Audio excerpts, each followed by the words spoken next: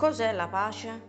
Questa è la domanda che mi pongo, ma soprattutto, perché la guerra? Beh, la pace è un concetto complicato, così tanto che ormai è diventato un'utopia. La pace è no guerra, no discriminazioni e quindi inclusione tra tutti. Oggi ciò sembra irraggiungibile perché c'è troppo odio e quindi scoppiano guerre. Una di queste la stiamo vivendo proprio oggi, è quella tra Russia e Ucraina. Tante persone muoiono quando ci potrebbe essere il dialogo. Le parole contano, le armi no.